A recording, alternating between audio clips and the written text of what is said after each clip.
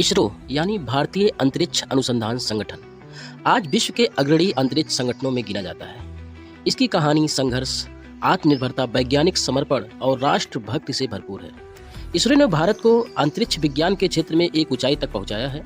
भारत में अंतरिक्ष अनुसंधान की नींव 1960 के दशक में पड़ी। स्वतंत्रता के बाद भारत के पहले प्रधानमंत्री पंडित जवाहरलाल नेहरू और प्रसिद्ध वैज्ञानिक डॉक्टर विक्रम साराभाई ने महसूस किया कि अंतरिक्ष तकनीकी का उपयोग देश के विकास में किया जा सकता है। सन 1962 में Indian national committee for space research की स्थापना की गई, जिसकी अगुवाई डॉक्टर विक्रम साराभाई ने की।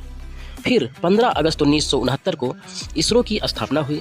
यह भारत सरकार के अंतर्गत कार्य करने वाला संगठन है। शुरुआती दिनों में संसाधनों की बहुत कमी थी।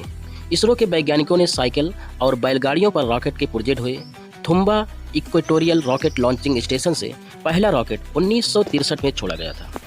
कुछ महत्वपूर्ण उपलब्धियां रहीं, जैसे कि पहला उपग्रह आर्यभट्ट 1975 में सोवियत संघ रूस की मदद से भेजा गया था। यह भारत की पहली बड़ी छलांग थी। दूसरा रोहिणी उपग्रह, जिसको SLV-3 की मदद से भेजा गया था 1980 में, यह अपना खुद का उपग्रह था। इसे डॉक्टर APJ अब्दुल कलाम के नेतृत्व में तैयार किया गया था। उसके पश्चात इनसैट IRS श्रृंखला चली। फिर चंद्रयान प्रथम, जो 2008 में भारत का पहला चंद्र मिशन था। इसने चंद्रमा पर पानी की खोज की, जो एक ऐतिहासिक खोज थी। फिर मंगलयान मिशन आया। 2013 में मंगल ऑर्बिटर मिशन लॉन्च किया गया, जो पहली ही कोशिश में मंगल की ग्रह की कक्षा में सफलतापूर्वक पहुंचा। भारत पहला देश बना जो पहली बार में ही मंगल तक पहुंचा। यह विश्व का सबसे सस्ता मिशन था। फिर चंद्रयान 2 आया। 2019 में चंद्रमा के दक्षिणी ध्रुव पर उतरने की कोशिश की गई, यद्यपि लैंडर विफल हुआ। ऑर्बिटर सफलतापूर्वक कार्य कर रहा है।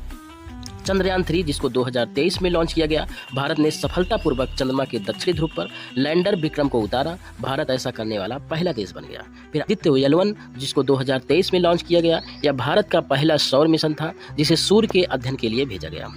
इसके पश्चात जो गगनयान है, ये प्रस्तावित है। यह भारत का पहला मानव अंतरिक्ष मिशन है, जो भविष्य में अंतरिक्ष में भारतीय अंतरिक्ष यात्रियों को भेजेगा।